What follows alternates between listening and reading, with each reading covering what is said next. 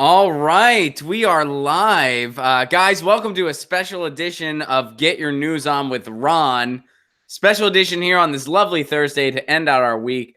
We've been talking about the election. We've been talking about 2020. It is upon us. And it's good that we have some insight from actual Democratic strategists. And the top Democratic strategist in the field with a stellar 0-3 record is none other than the legendary Peter Douche. Peter, thanks so much for stopping by again. Hey, it is fantastic as always to be here. Quite a week. I'm super excited this week. So we can't see Peter because he is exiled in the embassy suites. He has been there since Hillary's defeat, and he's trying to regroup. So they don't give him camera abilities at the embassy suites where he's exiled, but they do give him audio access. So it's hard for him to join us, but he makes the effort, which we really appreciate. And so let's dive right into it. Mr. Douche, what are your thoughts on what transpired so far? So let's start. I know you've been really excited about Beto O'Rourke. Yeah, he's moving up in the polls. He's got to be what, 7th, 8th now. Compared to Bernie, I don't know if you saw, but Bernie is finally polling number 1 in the Emerson poll, which is fantastic news for centrists. It's all downhill from here. So he's hit his ceiling. But yes, back to Beto. How exciting is Beto? His platform, Beto 2020, stand on top of something. That's just epic. Stand on something, stand for nothing. Yes. That's his stand on something, stand for nothing. I mean, a literal platform. That's freaking brilliant. But there's been so many other exciting people to enter. We have the John Hickenpooper, the guy that likes to take his mom to porn while standing for nothing. And then we have Beto O'Rourke, the guy that stands on things and stands for nothing. And then Kamala Harris, who stands for being a cop. And and then Howard Schultz stands for the billionaires. A lot of standing is going on. Yeah, the donor class couldn't be more excited about this. So why is Bernie ahead in so many polls? Are you still not on board with Bernie? Well, of course I don't want Bernie. He's gonna mess up the entire Democratic strategy of losing in 2020. Why do you want to lose in 2020? Well, you have to. If you look at the long-term plans, okay, one election, we're talking 4 years. But if Republicans win and the environment becomes inevitably, climate change becomes irreversible, we get a lot of fracking done in the next few years. That's going to really play well for our long-term party. How so? If you can pin the end of the planet on the GOP, we are set forever. So who's your front runner right now? Well, the obvious front runner is Kamala Harris, who's in 3rd place. I don't know if you saw in Wisconsin, for example. This is great news. Bernie, he's barely beating Biden by 15 points. Barely beaten Warren by 25 points. Barely beaten Kamala by 34 points. That is pathetic. So he has no chance, is what you're telling us. Oh, if you're ahead by 34, it's over.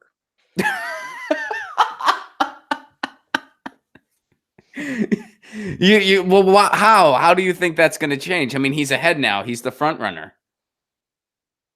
Well, we haven't seen his taxes. Once we see his taxes and there's all the Russian stuff, it's going to be rough. What Russian stuff? Well, we don't know. That's the thing. I can literally say, anything. And what we do know, did you see some of the opposition research last week? I don't know if I'm familiar with what you're referring to. Bernie's honeymoon in Russia. No, did you? Yes, I did see that. I did see that. Yes. All right, literally Bernie doing shots with Russians shirtless. So what? They were having a good time. They're Russians. What do you have against Russians? Well, they're coming. I mean, that's the big thing. Coming where? My maintenance person, for example, Russian. So? You don't watch MSNBC at all, do you? Not really, actually. Well, I suggested Rachel Maddow. Sorry, I almost called her Russia Maddow. Rachel Maddow will tune you up in a hurry. Well, what are you worried they're going to shut off your power grid? Is that what you're worried about? That's what I hear. That's a real possibility.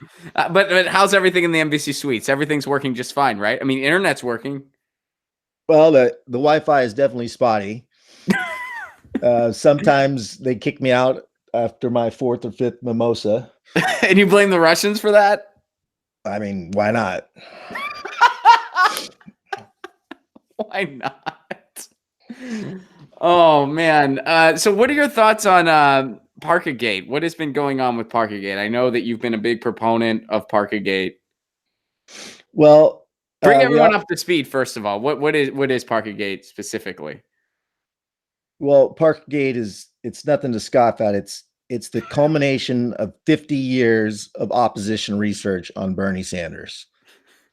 It's not only a file, it's at least 7 photographs of Bernie wearing warm coats.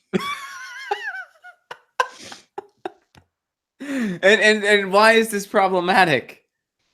Well, it's problematic because we've ran stories in the press saying that Bernie the socialist owns 3 warm coats. I think that pretty much speaks for itself. He lives in Vermont. It's a cold place. He's got to have warm coats.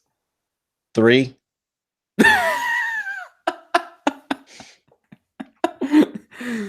How many coats do you have? Well, I'm a capitalist. So I have 17, 18, 19. It doesn't really matter. I embrace warm coats. I embrace greed. Why is it a different set of... So because you're a capitalist, it's a different set of standards for you. You got it. Yet you consider yourself a progressive. Please explain this. Well, I'm not just a progressive. That's the progressivism, if you want to ism it, is really kind of silly. I mean, I'm a radical centrist progressive neoliberal. A radical centrist progressive neoliberal who doesn't believe in labels. Okay, so please explain. Well, I mean, the idea is I mean, have you heard Beto's platform? So Beto gets it.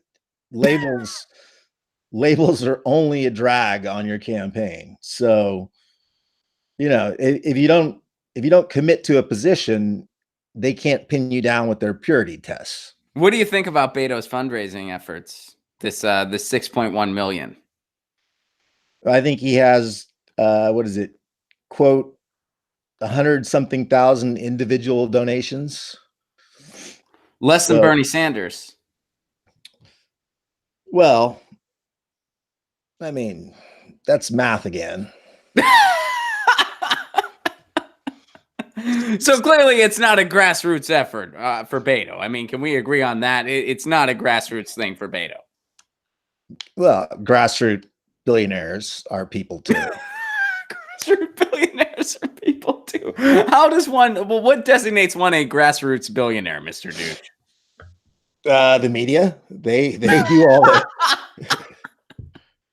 I mean, have you heard his speeches? They've been appealing to everyone so far.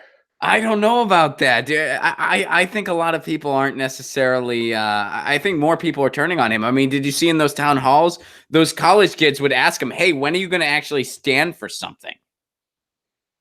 Yeah, but I mean, they don't know. They haven't heard his whole platform. He's just starting to roll it out. What's his whole platform?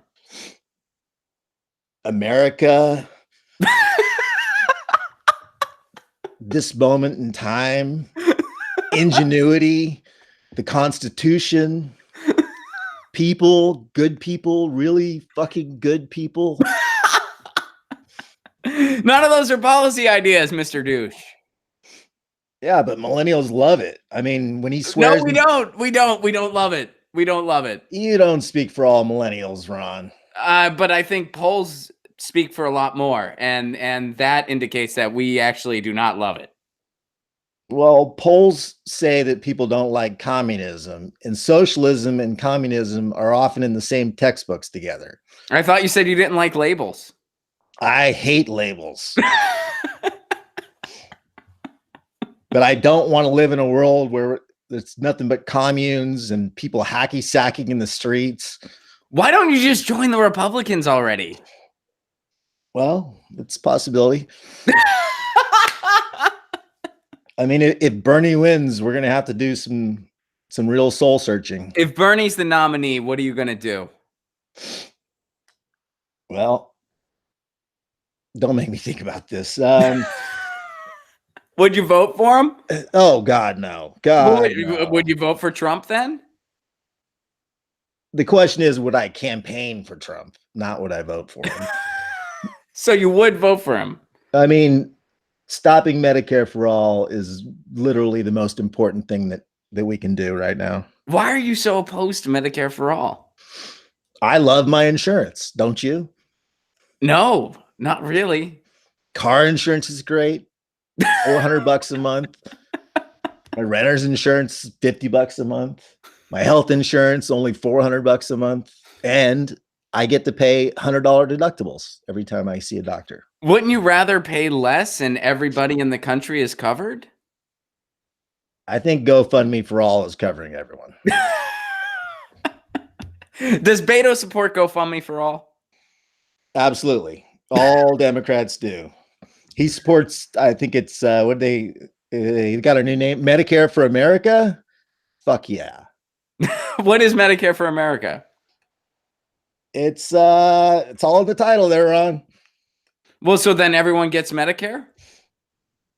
There might be an asterisk. What's the asterisk? Everyone doesn't get Medicare.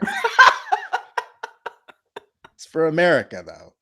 At So this who moment gets it in time, the Constitution, good people. So who get the Constitution gets Medicare? America, ingenuity. So in Medicare for America, no actual people get Medicare. Well, the people that don't like their insurance, they are on a pathway to getting Medicare. What does that mean? It'll all be on Beto's website soon. I don't know if I believe you.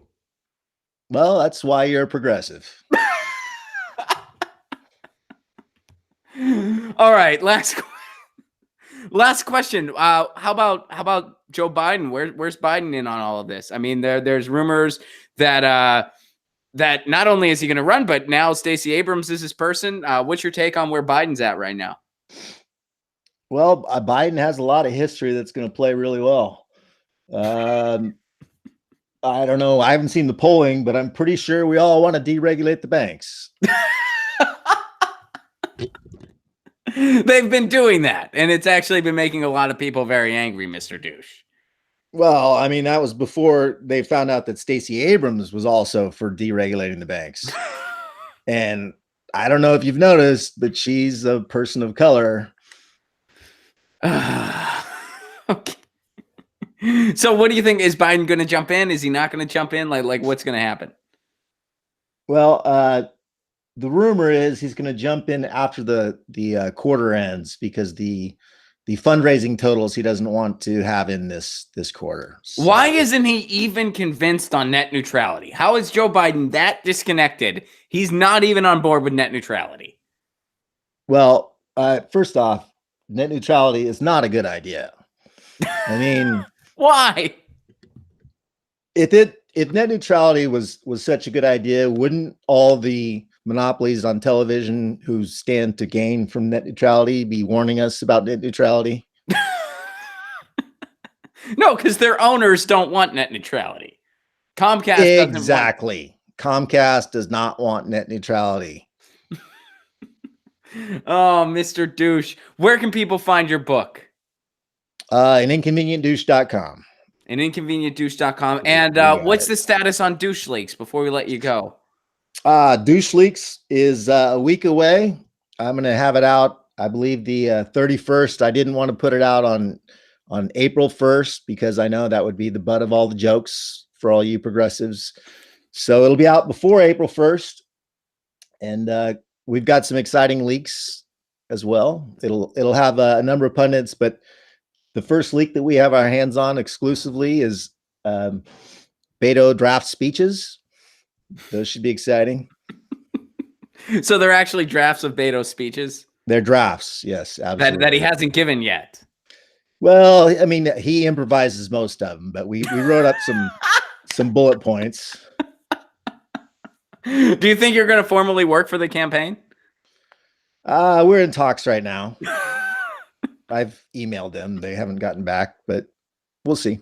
All right. So keep us updated on that launch so we can announce it here. Douche Leaks is coming. And inconvenientdouche.com to get Peter Douche's book. The most brilliant book on Democratic strategy. You are a leading Democratic strategist.